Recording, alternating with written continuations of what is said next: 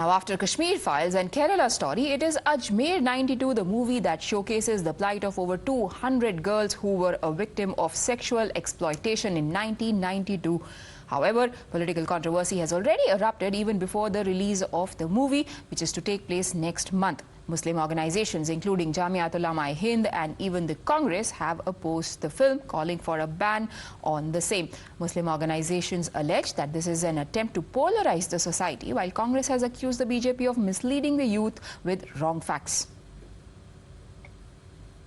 जब ये अजमेर कांड हुआ तब मैं 1 महीने तक वहीं बैठा था। सारा मामला मैंने ही ठपा, मैंने खोलने में मेरी बहुत बड़ी भूमिका थी। आने तो दो, वो भी नकली स्टोरी लेकर आ जाएंगे। भाजपा फाइल क्यों नहीं बना रहे? कभी केरल स्टोरी ले आते हैं, कभी कश्मीर फाइल ले आते हैं, अब कोई और ले आएंगे, किससे कहानियां उसमें सुनाते हैं। इन फिल्मों से क्या होगा? अब क्या लोगों के समझ में आ गई कि बीजेपी कुछ के काम की फिल्म तो दिखाती नहीं है, नकली फिल्म बनाते हैं और फिर कहते हैं तो फिल्म से पेट नहीं भरता। बीजेपी को ये लग रहा है कि इन फिल्मों से हम जीत जाएंगे, नहीं जीतेंगे। चुनाव के टाइम पर ही उन चीजों को, किसी भी स्टेट में कोई घटना हुई, इस तरीके की घटना को लाना, क्योंकि बीजेपी के पास में,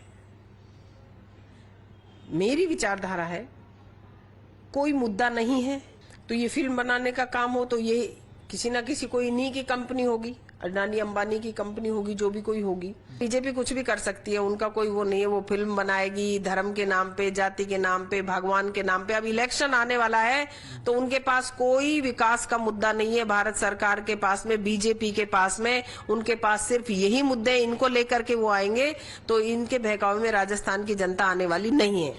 पहले कश्मीर फाइल्स आई जो वन साइडेड स्टोरी थी, फिर आई द केरला स्टोरी जब कर्नाटक में इलेक्शंस हो रहे थे तो पब्लिक ने रिजेक्ट की। अजमेर फाइल्स में कुल 12 लड़कियां हैं जिनको 250 लड़कियां कहा जा रहा है, और एक इंस्टीट्यूशन को, ख्वाजा गरीब नवाज की दरगाह, ख्वाजा मोइनुद्दीन चिश्ती की दरगाह को ब्लेम किया जा रहा है, जबकि इस दरगाह में ऐसी कोई घटना घटित नहीं हुई, और उससे जुड़े हुए चिश्ती फ्रेटर्निटी को बदनाम किया जा रहा है। क्योंकि राजस्थान में इलेक्शन होने वाले हैं तो माहौल को पोलराइज करने के लिए किया जा रहा है। हर समाज में अच्छे बुरे लोग होते हैं, लेकिन एक समाज के लोग थोड़ी है, इसमें तो अनेकों समाज के लोग थे। Even as questions are being raised around the timing of the release of this movie, coming at it does just ahead of elections that are slated to take place in Rajasthan, BJP says that it is based on fact and timing has got nothing to do with it. किसी भी बेटी के साथ ऐसा नहीं होना चाहिए। जब केरल स्टोरी रिलीज हुई तो केरला में चुनाव थे क्या? नहीं थे। जब कश्मीर फाइल रिलीज हुई तो कश्मीर में चुनाव थे क्या? नहीं थे। ये घबरा इसलिए रहे हैं क्योंकि इन्होंने चोरी करी है। ये फिल्म आनी चाहिए, इस फिल्म को टैक्स फ्री भी करना चाहिए। इस कांड का जैसे जैसे खुलासा हुआ तो इसके अंदर कांग्रेस के बड़े सीनियर पद पे बैठे हुए लोगों के नाम आने शुरू हुए, किसी धर्म से जुड़े लोगों के नाम आने शुरू हुए, कुछ एक को जेल भी हुई। बीजेपी न तो इस प्रकार का काम करती है, लेकिन जो भी हो, कहीं किसी विषय को लेकर जब केरला स्टोरी भी आती है तब कांग्रेस उसका विरोध क्यों करती है? आज ये आ रही है तो कहीं किसी न किसी कोई स्टोरी बनी है, कोई फिल्म बनी है तो उसके पीछे कोई आधार होगा। बिना तथ्यों के कोई काम नहीं होता।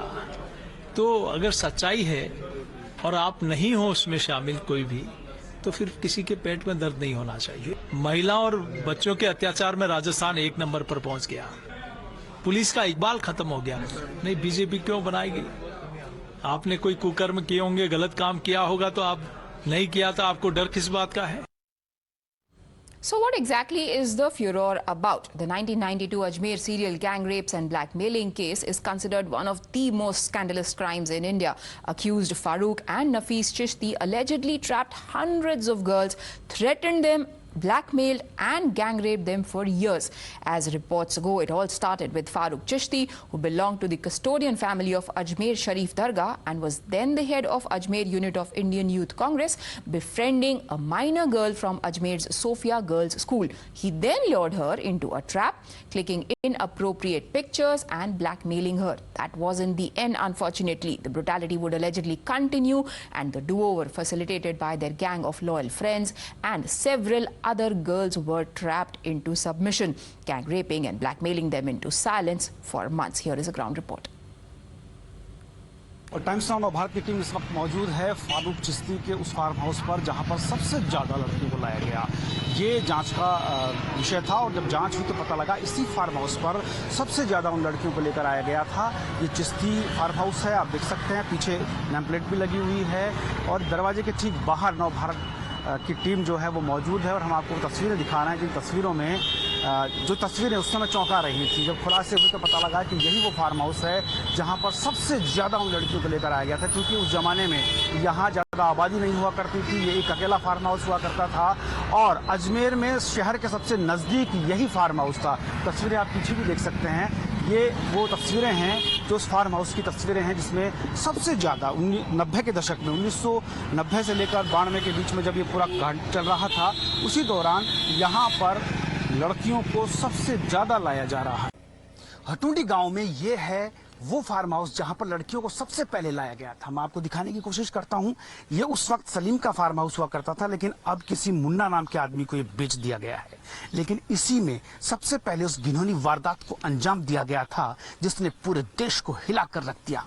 जी हाँ, यहीं पर सबसे पहले हवस का शिकार बनाई गई थी वो लड़की जिसको पहली बार यहाँ लाया गया था और यहीं से वो सिलसिला शुरू हुआ और फिर उसने थमने का नाम नहीं लिया।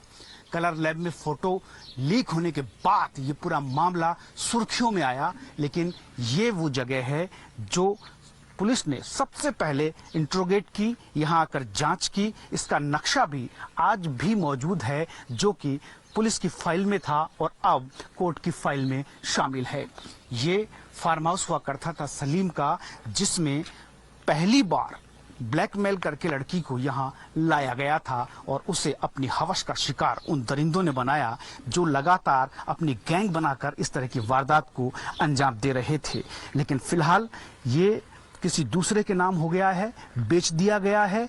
अजमेर से तकरीबन 12 किलोमीटर दूर ये फार्म हाउस है और जंगल का इलाका है। आप अंदाजा लगा सकते हैं उस वक्त क्या रहा होगा, 31 साल पहले ये तस्वीर क्या रही होगी कि अजमेर से दूर जंगल में फार्म हाउस के अंदर उस लड़की को लेकर आया गया। मतलब साफ था कि ये पूरा प्री प्लान तरीके से किया गया था कि किसी को पता नहीं लगे। इस सुनसान जंगल में कोई यहाँ देखने वाला नहीं था, कोई पूछने वाला नहीं था और वो लोग वो सब कुछ कर रहे थे, अपनी मनमर्जी को अंजाम दे रहे थे, जो वो ठान कर आए थे, जो वो प्लान कर आए थे।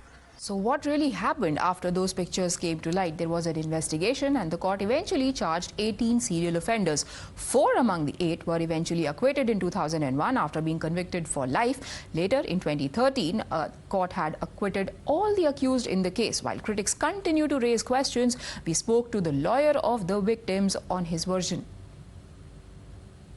चूंकि ये कांड खुला तो बहुत सारे परिचित लोग, बहुत सारे ऐसे हाई प्रोफाइल लोग जिनकी बच्चियां उन स्कूलों में पढ़ रही थी, जिनके लोग उनके आसपास चक्कर काट रहे थे, तब उन सब लोगों के कान खड़े हुए। इतनी फोटो सामने आई, कैसे सामने आ गई फोटो, बाहर कैसे? देखिए, ट्रायल का विषय है, ट्रायल अभी चल रही है और सुप्रीम कोर्ट तक भी हुआ है और चूंकि अब आज की तारीख में महिला उसमें है, लेकिन इसलिए इसका विस्तृत रूप से तो नहीं बता सकते, लेकिन फिर भी ऐसे 10-15 फोटोएं चूंकि आई। परत दर परत जब ये खुलता गया तब पता लगा कि इसमें निचले स्तर से लेके ऊपर तक के लोग इन्वॉल्व हैं। कुछ पॉलिटिशियंस से भी थे जिनके नाम नहीं आए। Politics over this issue is only escalating further. The latest reaction comes in from Union Minister Gajendra Singh Shekhawat. Listen in. उस शहर की सैकड़ों लड़कियों के साथ जिस तरह से ब्लैकमेल हुआ, सैकड़ों परिवार जिसके कारण से बर्बाद हुए, भविष्य में ऐसा न हो, इसके लिए अगर इस तरह की कोई डॉक्यूमेंट्री बनती है, मूवी बनती है, उसको मजहब के आधार पर जोड़ करके देखना, मुझे लगता है कि ये दुर्भाग्यपूर्ण है। उसके कारण से आगे करौली के बाद में करौली, करौली के बाद में भीलवाड़ा, भीलवाड़ा के बाद जोधपुर, जिस तरह से सीरीज ऑफ दंगे हुए और उसके बाद में कन्हैयालाल टेलर के जैसे व्यक्ति की गर्दन काट करके अलग कर दी गई। ये सरकार का तुष्टीकरण की नीति इसकी जिम्मेदार थी। जिस तरह से जो है एक तरह से सरकार ने रेस्ट्रिक्शंस इंपोज किए और दूसरी तरफ पीएफआई को रैली करने के लिए फैसिलिटेट किया गया, ये सरकार की मानसिकता को दिखाता। और Time for us to take a very quick break. All the latest updates lined up on the other side.